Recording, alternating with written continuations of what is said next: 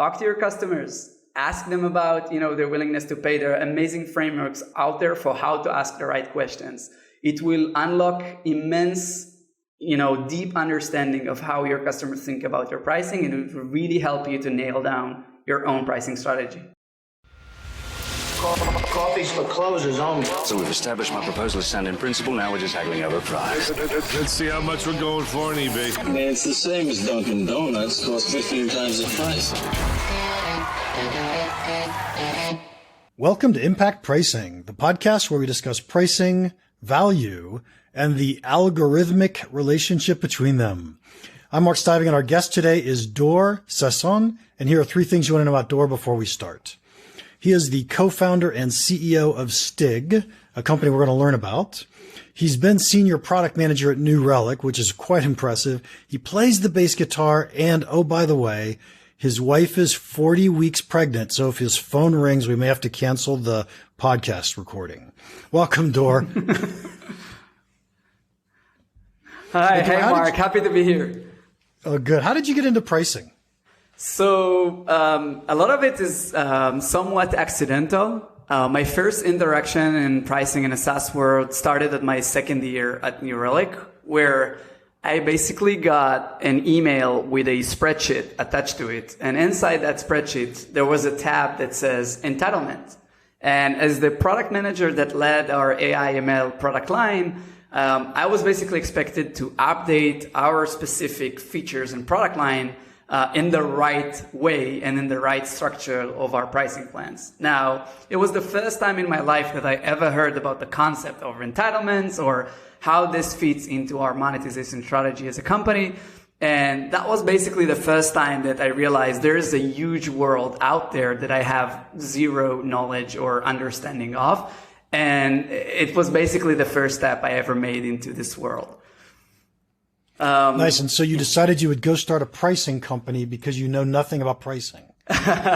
So almost. So basically what happens right after is a chain of events that got me to the point where I consider myself a pricing nerd, which is we had a huge pricing overhaul at New Relic that year. We basically, our new CEO, Bill Staples, came in and said, hey, we're going to basically change our go-to-market strategy back into, being freemium, usage-based pricing. And that meant a lot all across the business, all across the organizations. And one of the things that, one of the key components that were part of it is how does our product is going to fit into this new strategy, and how do we basically re-architect all of our product to fit this new strategy, this new model. Spending almost a full year helping to support this pricing overhaul, basically myself and my co-founder, CTO, Anton, together, we used to work together at the time at New Relic.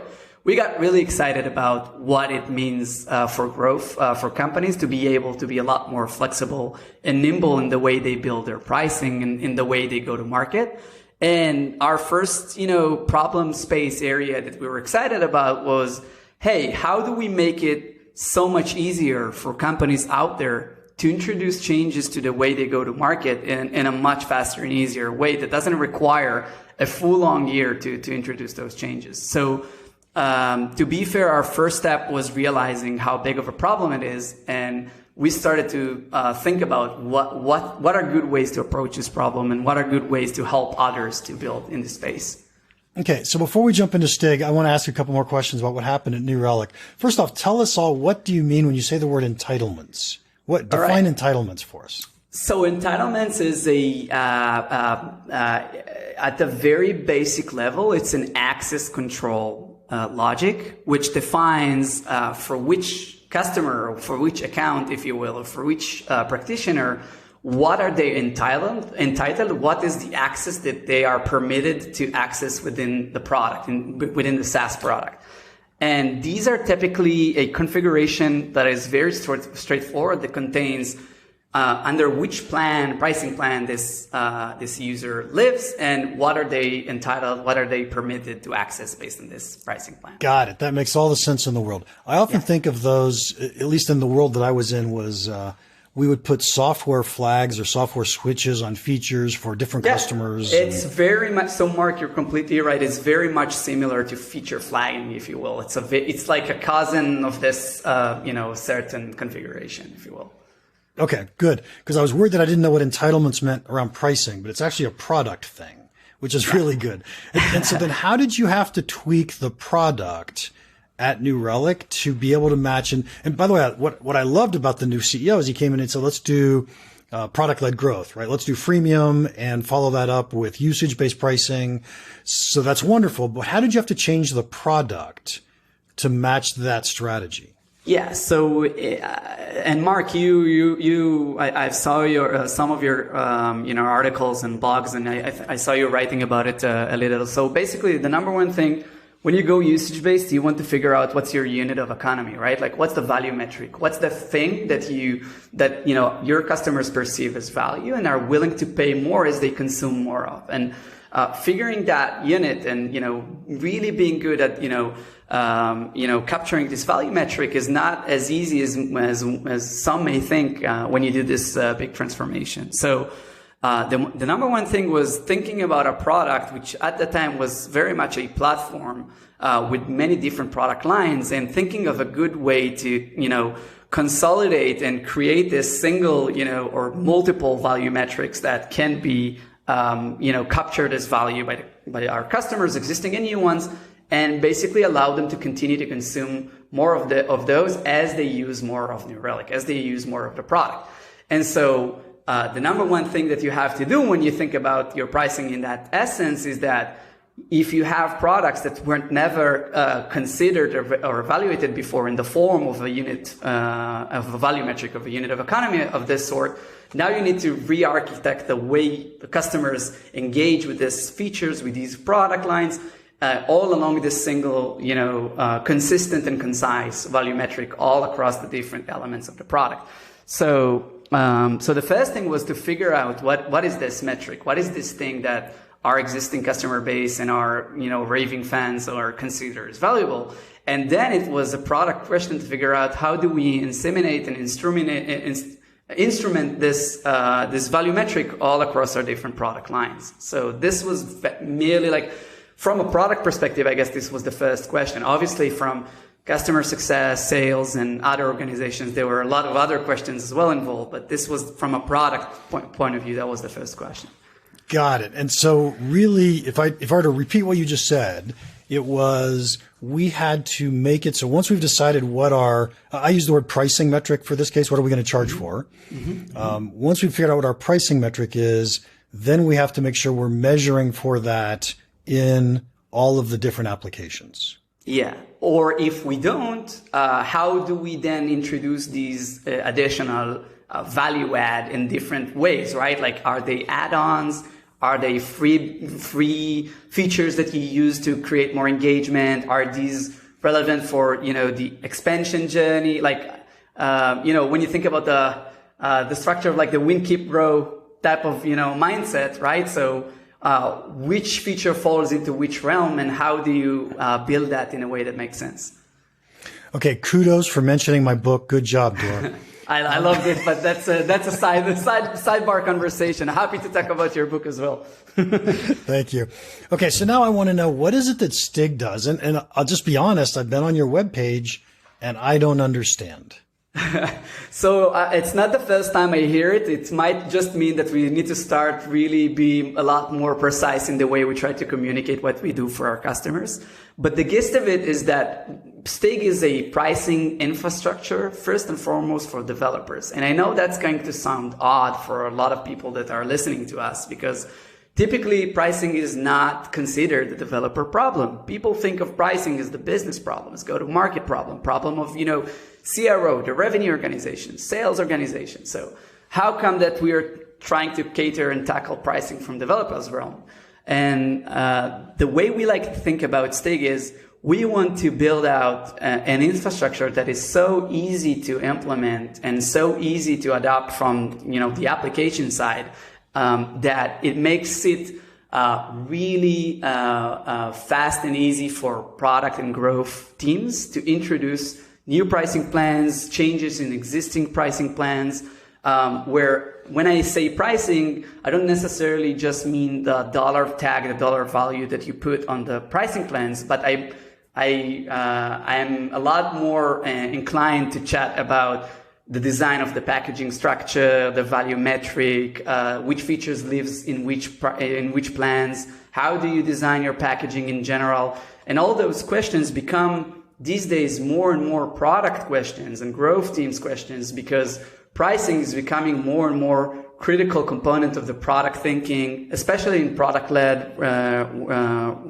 world, where the way customers engage and, basically adopt your software is not only a function of how well are you doing in the way you introduce features and functionality, but also, a lot more, driven by the way you build your packaging and the way you introduce value over time.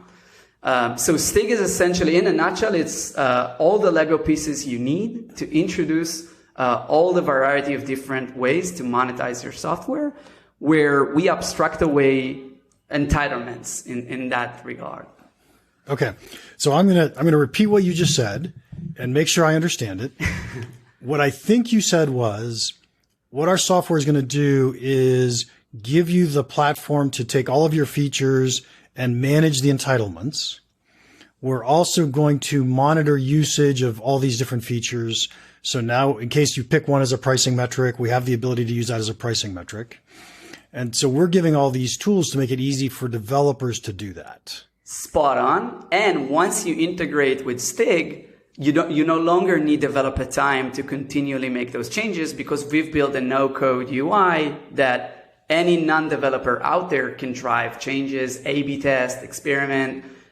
Stigg also seamlessly integrates with your billing solutions such as Stripe or ChargeBee, CRM such as HubSpot, Salesforce, and even your public website. So, for instance, if you're using a CMS like Webflow. And so essentially what you're getting is whatever change you do within the realm of Stigg is immediately permeates and updates all those knobs that I mentioned. Okay. So first of all, I got to tell you, I love this. And here's why I love it. Because oftentimes when we think about value and pricing, it's how do I put a price on the product? But putting a price on the product has to do with how much value have we built into the product? And so we're always tweaking, where's the value, who's getting what value, how do we decide what features are going to go in our good, better, best packages or different market segments. And I don't think companies spend enough time thinking about value when they're doing their product development. And so this tool gives us an easy way to go back and say, oh, now I can figure out what people really do value and how I really should put together packages. And I can do this after the fact or continue to tweak it as we continue to learn more about our market and we're putting our products out. So I love this. Right now, I'm going to coach you for just a second on a podcast. I hope you don't mind. Yeah, go ahead. There is not a developer in the world who wants to buy this from you. Not a single one, Mark. Not a single one. But I think there are tons of companies that want to buy this and have their developers use it. 100%. Right. And so it's one of those things where I would stop saying I'm building this for developers. And I would start saying I build it for product teams, or I build it for companies to give the flexibility and all that power. Because I think what you're doing is fascinating. So, Mark, I'll piggyback on what you just said, and I'll add to this, right? So, as I mentioned it earlier, there's not a single developer we've met, and we talked to hundreds of founders and builders at all stages that, was the first one in line to say, oh, I gotta use this, right? Like, I really want to use this. Because typically the conversation starts with the founders or, C-level executives, VPs who are excited about what we can unlock for them. The thing is, Mark, that like many other products these days, eventually they trickle down to the developer that is working inside R&D, and is the one in charge of, implementing billing or implementing authorization or authentication or all those type of elements inside the application that are not necessarily core value, right? These are elements that every SaaS product has to have. And so the way we like to think about Stigg is that we are developer friendly, right? Like we are developer first approach to pricing, where it should be super easy to adopt from the developer end. But obviously the value that we unlock is for the business. The value that we unlock is for builders and growth leaders out there that are looking to use pricing as a vehicle for growth and help their companies continue to adapt to changing markets, continue to adapt to how they scale into new customer segments, and basically make sure that they give their buyers more options to use their software. Okay. I think you're on the right track, but I'm going to, quick lesson for you. There's a difference between buyers and users. And no developer is a buyer that says, I want more flexibility so I can tweak the product that goes out. Every product manager wants that. Every executive wants that, but no developer does. Developers, on the other hand, are users, and we don't want them standing in the way. We want them to say, oh my God, this is easy, and you're going to keep asking me to do these hard things, and give me this tool to make it easy for me to do it. And as a great rule, we market products to buyers. We build products for users. Spot on. We have 100%. We are in agreement on that, Mark. Awesome. All right. So what else do you want to tell me about Stigg? Because I'm hoping you guys are successful, because I think what you do makes it easier for my clients to be able to tweak their products and make smarter decisions. Yeah, and I'm actually curious, Mark, and let me know if this is an interesting conversation to have. But I'm curious to learn maybe from your perspective, like if in the past, journey working with different companies, what were encounters or events where something like Stigg would have been helpful or useful in helping, other companies roll out their pricing faster or deal with changes in a way that is more efficient for them and for their businesses. I wonder if that's, something that you've all, seen or heard before. Can I just say every software company? So here's that's an answer happens. I like. Yeah. Here's what happens in the world that I live in. When I am out coaching a client or working with a client, what we typically do is we look for what are the wins that we could go implement. Because there are always these roadblocks in our way that say, oh, we can't go do that because of. For example, and one that's not really related to you is, oh, I can't do price segmentation because our pricing system doesn't allow us to do that. Yeah. Right? We'd have to replace the entire pricing system if we want to do that.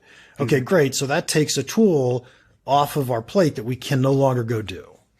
And if I'm dealing with a company that has a software package and we say, okay, now let's figure out how we build good, better, best software packages for you. It's like, no, we can't do that because, it's really hard for us to go rewrite all the software and re-architect everything.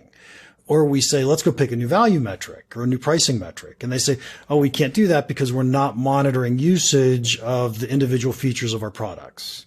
Yeah. And so in almost every case, there are situations where customers, had they implemented something like this up front, so they had the ability to tweak products quickly, they had the ability to measure usage on a feature by feature basis, we could make much smarter, faster decisions. Yeah, so you're speaking my language. It's exactly, when we look at what we do at Stigg, our North Star by the end of the day is not only helping our customers be faster in the way they introduce changes and launch new pricing, but also ultimately unlock growth by allowing more flexibility for their buyers to use and consume their products. So ultimately, providing them with the ability to be smarter in the way they approach the pricing conversation and empowering them with intelligence around and other means to be informed, to make informed decisions in the way they approach their pricing plans. Strategy conversations is something that we are very excited about. And so we right now we see most of our success with companies that are basically trying to figure out their pricing for the first time. Companies that are looking to introduce and, basically build out their pricing plans for the first time. And so ultimately we see a world where Stigg would be the infrastructure that allows any SaaS company at any stage to be a lot more nimble in the way they drive pricing changes and introduce new ways for their customers to buy their software. And so even when you think about pricing models, right? So the SaaS world pricing models has been like a pendulum where in one era it was more about subscriptions. Now it's more about usage based, and we see that consumers' way of buying software is somewhat of a fashion to some extent, and so the ability for our customers to be faster in the way to react to those changes and those trends is what can help them sometimes be even more competitive than others, right? Be able to introduce value in more appealing ways for their buyers. Yes. So I think one of the challenges that you're going to face, and you can tell me if this is a wrong statement, but it feels to me like this is so much easier to do if I do this before I write my software, right? If I adopt your platform before I write the software, as opposed to saying, hey, I've got new Relic software. Now I need to go put it on this platform. Right. And assuming that's true, then I think the challenge is most people who are writing code for the first time are so focused on, am I getting the problem right? Right. Am I really solving an important problem? And they're not really focused on what's the future look like once we cross this first hurdle. Yeah. So I think you're depicting the challenge in the right way. I think, ultimately, there are certain compelling events in the lifetime of every company that drives them, and there are big motivators to adopt something like Stigg. Because by the end of the day, you're going to have to introduce pricing or drive those changes. And it's either you end up duct taping them by yourself, or you're going to use, top world-class, platform to help you do that. And so we need to build our software. We need to build Stigg in a way that is compelling and it's so easy to adopt that we are there at all those junctions, all those compelling events where it's either, first pricing, it's either, you want to A/B test and experiment. It's either you want to migrate away from one billing solution to another. You want to introduce self-service for the first time. You want to introduce new ways to expand existing plans. We even learned that sometimes M&A is an interesting trigger, right? Like somebody acquired a big product, and now you need to introduce it inside your own existing pricing model. So how do you do that? So there are a lot of interesting and exciting. Again, I'm pricing it out. For me, it's exciting. So there are a lot of exciting events in the lifetime of any company that requires them to think about their pricing. And typically, what happens is it feels like a lot to founders and C-levels to do this overhaul or to introduce their changes because it feels like toil. And so everybody tried to just postpone this infrastructure work because nobody feels it's going to be exciting for them to be building this. And so Stigg has to be top of the class in really being out there at those moments and, being able to show value, in a breeze in such a way that it doesn't make sense for anybody to continue to duct tape their infrastructure. So yep. For us, that's what we're here for. This is what differentiates us. This is what we've decided to go on and, build Stigg. And we are already seeing those different, events coming to life. Like we're already starting to see some patterns where folks are coming in and saying, inbound, right? Like this is exciting for us. We need your help. Nice. Dor, it has been fascinating so far. I love the product and I wish you guys all the luck. We have two more things we're going to do on the podcast. First we're going to do is we're going to play pricing table topics. You and I talked about it a little bit beforehand, but for the listeners, I have a deck of our impact pricing playing cards right here. Just shuffled them up once. I'm going to randomly draw a card for Dor. I'm going to read it, and he just gets to talk for 1 to 2 minutes in order to practice his impromptu speaking, as well as just share what he knows about pricing. So you ready, Dor? Do my best. Yeah. That's all we could ask is your best. So here's the 3 of clubs. Good, better, best pricing is significantly more effective within a market segment. So, okay. So I'll start by saying that typically what we like to say to other folks we chat with is there's no one size fits all in pricing. Yeah, the first thing you gotta do is understand in a very deep and thoughtful way who are your customer segments. And good, better, best is actually a really good strategy to approach different customer segments and make sure that you build your pricing in a way that fits or is more aligned to the way each segment perceive value. Now, devil is in the details, because the number one thing is the way you think about your good, better, best structure is very, its success and end results is very much tied to how well you've been doing your research and understanding willingness to pay along each segment, and being very precise about who are your segment, basically, which audiences are you selling to, and really be thoughtful in the way you describe them. And so basically, if you're doing a really good job at your research phase and you're good at describing those customer segments, good, better, best definitely can be a really good approach to your packaging, and ultimately end up with helping you, having a much better success and results in the way you introduce your pricing to each of those segments. So yeah, I think good, better, best is one way to go about pricing. There's no one size fits all. And so, yeah, I guess that's what I have to say on this topic. All right. Nice job, Dor. Out of curiosity, was that hard? Or was that easy?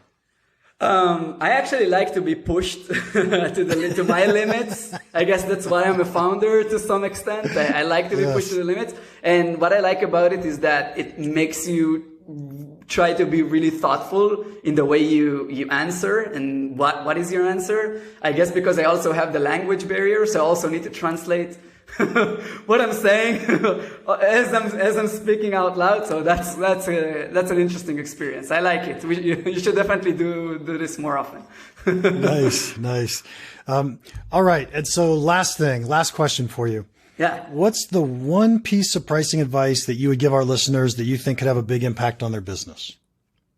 So I think most of the founders I'm meeting on a daily basis are surprisingly refraining from asking their customers about their willingness to pay. And it's amazing to see so many talented founders with amazing experience and, knowledge, just not getting to the point. They're talking to their customers about their willingness to pay and their value perception.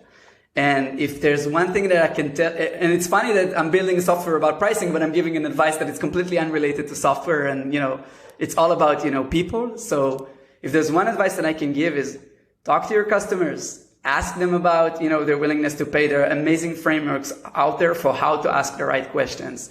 It will unlock immense, deep understanding of how your customers think about your pricing, and it will really help you to nail down your own pricing strategy. So talk to your customers is my best advice for now.